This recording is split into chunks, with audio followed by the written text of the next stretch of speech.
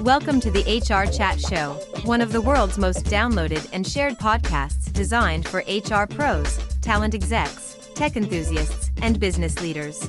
For hundreds more episodes and what's new in the world of work, subscribe to the show, follow us on social media, and visit hrgazette.com. Welcome to another episode of the HR Chat Show. Hello, listeners. This is your host today, Bill Banham. And in this episode, we're going to dive into the evolving world of people leadership with Q Hamirani, Chief People Officer at HighLevel. Q has been on my list of people to interview for a very, very long time, so I'm pretty excited about this. HighLevel is one of the fastest growing remote first SaaS platforms serving agencies and consultants globally, and he's a trusted advisor to founders, boards, and accelerator programs like Techstars. And Q brings a unique mix of startup grit, global operational expertise, and deep HR knowledge. Hey Q, welcome to the show today. How are you doing? Thanks for having me. Well, excited to finally connect and make schedules work. Yes, it's been a few years, so we got there. And a big shout out to Jeff Wald, our mutual friend, who helped make this happen. Q, beyond my reintroduction a moment ago, why don't you take a minute or two and introduce yourself to our listeners? Yeah, sure. So my name's Q. I'm the Chief People Officer of HighLevel, as Bill mentioned. We are a very rapidly growing SaaS tech company with a global presence in almost 10 countries. We are almost, I would say, it changes every day because we're growing so quickly, a little over 1,700 employees and 100% remote environment. So definitely trying to make sure we enable the productivity through that journey. Prior to that, I was a chief people officer of an ed tech company called Paper, and prior to that, I was at Airbnb for 5 years, where I was thankful and grateful for having the opportunity to work through a lot of unique moments, such as hypergrowth, the unfortunate downturn of the pandemic on the travel industry, and lead us through the IPO process, and then the remote work program as well that came to be known as the Live and Work Anywhere program. So kind of, and outside of that, just to wrap up a little bit of myself in the intro, I studied electrical engineering. I worked in finance and business strategy and ops the first 7 years of my career, then ran a few of my own companies, and then, turned to HR 15 years ago and no turning back. So really love what I do because I think people are the most complex engineering problem, and I'm always trying to figure out minds, which is a never-ending rabbit hole in some ways, but rewarding as well. I like that. People are the most complex engineering problem. I like that. That's good. That's good. With no static variables. Building on that. Before we talk a bit more about your current role and your perspective on people leadership, let's talk a bit about you and your interests outside of so from global travel to running a record label. These are incredibly diverse activities that you've been up to over the years. How do these personal passions influence your leadership style or approach to culture building? Yeah, so I think there's a variety of things in life outside of work that I truly believe help you shape who you are, and who you are in turn shapes how you work and your mindset and leadership style in that context as well. For me, I think a couple things throughout my journey have always been kind of needed for purposes of being sane, but also for purposes of being a good leader, which is creativity or some outlet where I am getting that decompression, but also that recharge at the same time so I can think through what's happening. So for me, travel has always been a key part since growing up, still continue to travel. And then music has always been kind of at the epicenter of everything that I do. In good times, it's been with me, and in tough times, it's a way for me to get through it. So, I think doing things outside work, even now, there are moments of ebbs and flows where there'll be years I won't do something deeply, and then I'll go back into it. So, for example, I'm trying to get back into music production and mixing, which I've not done for a while, and hope to get that outlet done. So, for me, I think it's everything that you do outside work, everything you do in life, for the most part, involves working with people. Whether you're trying to build a music track, or you're trying to travel and you go and meet a host in a different country, or do an experience and meet people and kind of get culturally intoxicated. It's all about meeting people and understanding perspectives. And the more you understand that in your role as a people leader, especially, it only empowers you even more to understand different perspectives when you're working in a global environment. So for me, it's all related to who I am. You may not see me doing music stuff at work, but the decompression and the creativity that's come from those 20-minute sessions that I might do, including another practice that I've been doing for a while now, is transcendental meditation. And that helps me just be more balanced and approach things with a more empathetic perspective at work. So I think it just comes down to your whole self. Whatever you do outside should complement what you do inside. And at the end of the day, a profession like a people leader, you're not just looking at a code base, right? You're looking at people. You're empowering people to work better, to be better leaders.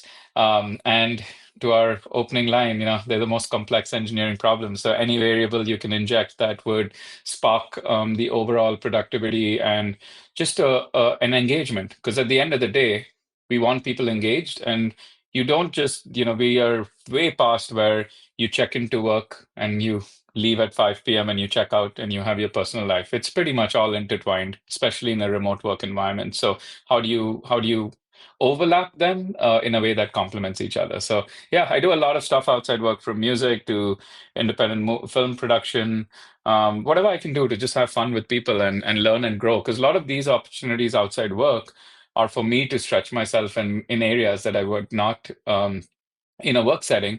And I just learn and grow from everything from that process. So yeah, definitely a key part of my life, and I believe everyone has it in them to do or wants to do things. It's just a matter of, can different things take priority? And for me, I have a son who's almost 4 years old. So the last 4 years has been a wild ride of being humbled, learning patience, learning more.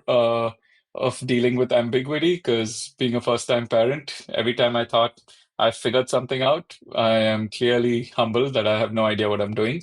So yeah, I mean, it's music, it's creativity, being a father, whatever it is. I think all of these need to come together for an individual to just be empowered, to be their best self, and then they can do whatever they're doing best. For in my case, empower other individuals, understand their perspective. For an engineer, it might be, coding or whatever it is. I think it's just critical that we do that. And I will say, from my perspective, I've learned and grown a lot in the last 15, 20 years, because there were moments in my life where I just worked 20 hours a day for years, and I still work a lot. I'm by no means my days are, less packed. But I've learned that if I don't do it, I'll eventually burn out, and this makes it more sustainable from that. So yeah, I try to do as much as I can. Again, it's ebbs and flows. For example, the last 10 months, I've joined HighLevel in Hypergrowth. I've pretty much done nothing. But that's okay. I'm trying to do a little bit of music at home and keep myself entertained. And in due time, you ebbs and flows. As long as you're balanced, and when you feel the imbalance, you need to augment with stuff. That's what matters. Just going back to the music piece, I'm just interested. When you need to get into a happy zone, decompress, whatever it is, what is your go-to band or singer? Yeah, so for me, most of my music, my go-to happy place is house music, progressive house music. And a lot of my followings are folks I follow on SoundCloud. So they're not necessarily like famous DJs. Obviously, there's a lot of them that are good as well.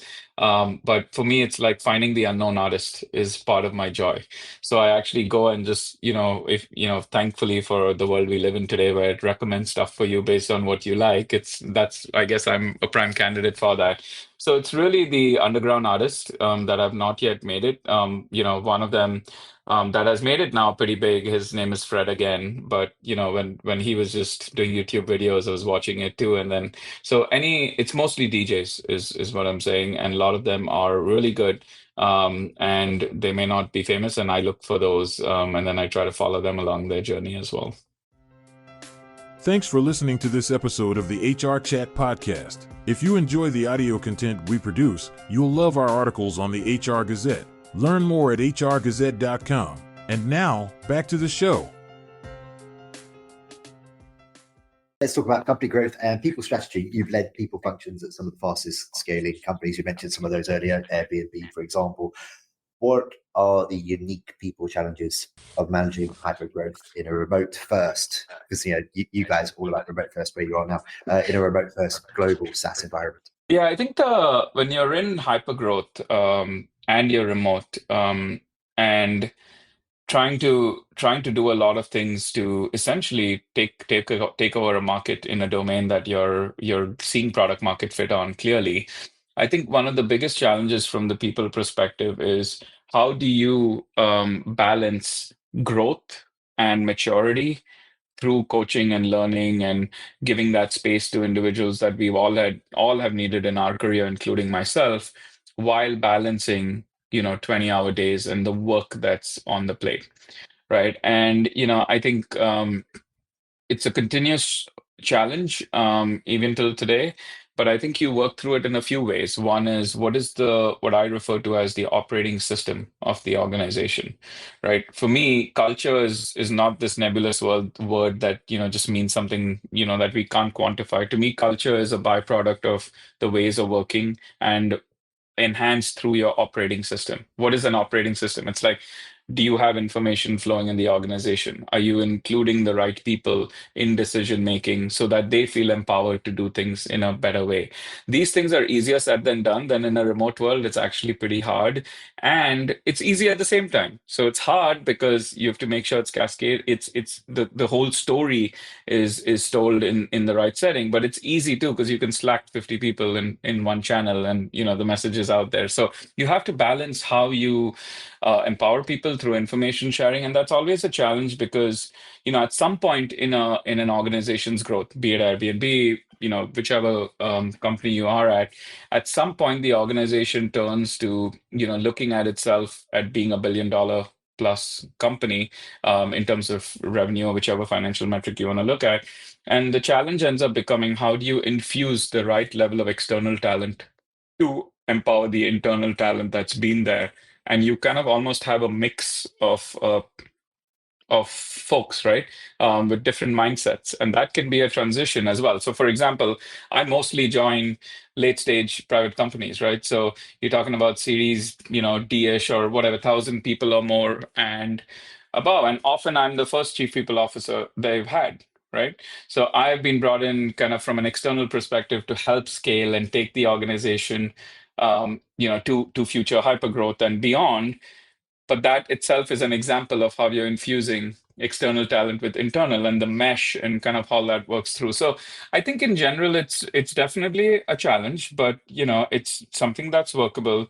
And it's something that ruthless kind of prioritization needs to be done to figure out where the organization wants to double down on, and that can be cascaded through whatever you want to call it, goals, OKRs. But the idea here is everyone rowing in the same direction, right? Because that gets really hard as you grow. There are multiple teams, and this happens at every organization, that are rowing really, really hard, but they're not all rowing in the same direction because each team is trying to make sure they keep up with what they need to do. So really that building that fabric becomes challenging. It's all solvable, and it takes time. It's not overnight as well. It takes time, and overall organizational maturity. But yeah, I think, that's been the journey and that's the joy of it, right? You get through some of the pain, but then you see the rewards on the other side. I remember when I joined Airbnb, we were about 3,000 people. And in the first year, we were at like over 7,000 people, right? And you look around and HighLevel is the same way. So I think out of the 1,700 people, about maybe almost 1,000 people have joined in the last year. So at some point you look back as you're growing and you're like, oh my God, like, majority of the people have been here less than a year. How do you bring them along with the folks that have been here for long, right? And how do you build that cadence of working together, collaborating? Because there's different views, right? Folks that have seen one way. You always have this with every organization where you can bring in a leader, or you can bring in a manager from another organization that has the best skills on paper, but they're trying to implement a playbook that does not work. Because playbooks are starting inspiration points, if at best, to me, right? You have to figure out what works well for that organization because it's always unique in some form. So you have these like calibration moments that take time for ways of thinking, for ways of working to all kind of mesh. And yeah, before you know it, then you look fast forward 3 or 4 years and it's kind of blended into a different stage and of maturity to do bigger, better things in that front. So a quick follow up to what you mentioned there. How does someone in your role try and keep all of these new folks who are coming into the organization, keep them aligned with the initial vision of the founders of a company? That must be one of the biggest challenges. Yeah, so it's definitely a challenge, especially as you scale and grow to thousands of people, right? Because when you're 100 people or less, like the founder knows everyone, everyone has access, and as you scale broadly, that needs to be kind of cascaded or replicated. There's a couple ways. I would say there's probably two moments in the employee journey that I think are most critical for this. One is in the hiring process, right? So are you looking for folks that understand our mission, are coming? I keep telling folks, like, don't join for the money. The money is great if that's a byproduct, but join it because you want to drive impact and it excites you in that industry, right? Like I may get a job in an industry that just does not excite me. It's hard to continue to be tied to the mission if you don't get excited to what the organization is doing. So in the hiring process, you got to make sure that matches there.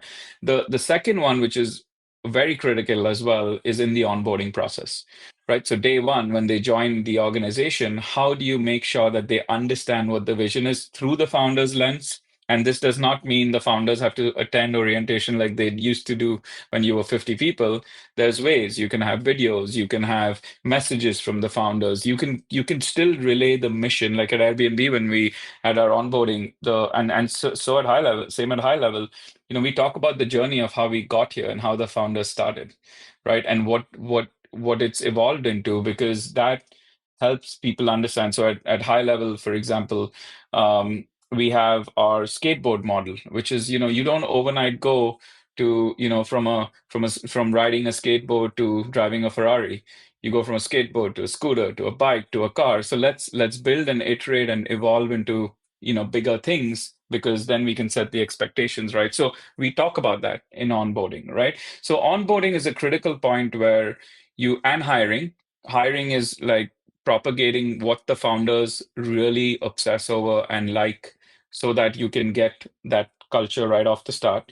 At Airbnb, it's a good example. So the founders used to interview everyone till I think we were almost 1,000 people. And the only way they let go of letting the recruiting team do it was they implemented this amazing program called Core Value Interviewers. And these are volunteers from the organization that essentially every single candidate that goes through the recruiting process has to go through 2 core value interviews. And these are interviews done by people that are not in your function. So you really can't talk about work. Like I had an payments engineer doing mine, and I forget the other one because it's been so long. So you're not talking about HR. They're talking to you about their core values. And their whole job is to assess, do you align with the core values of Airbnb? And if you do not pass both of those at Airbnb, you're not getting in the door. That's what they made as the goal. So there are ways where you can instill these moments in hiring, in onboarding.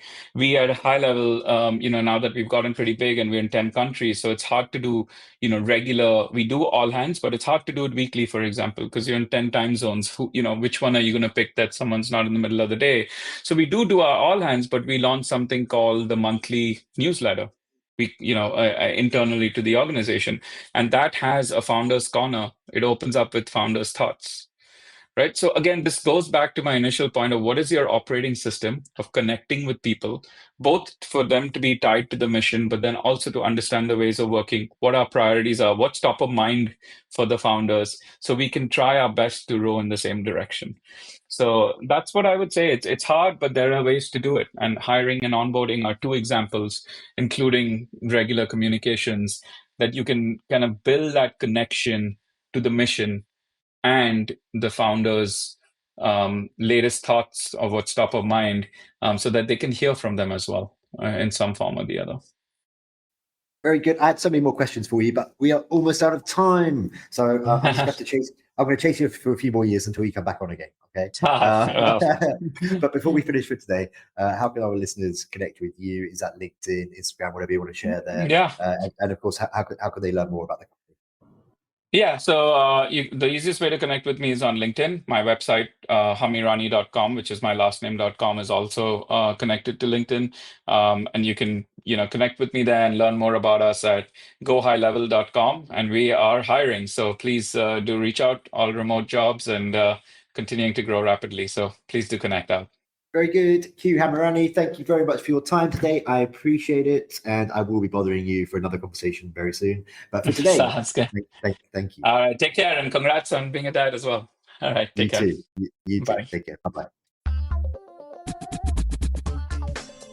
Thanks for listening to the HR Chat Show. If you enjoyed this episode, why not subscribe and listen to some of the hundreds of episodes published by HR Gazette? And remember, for what's new in the world of work, subscribe to the show, follow us on social media, and visit hrgazette.com.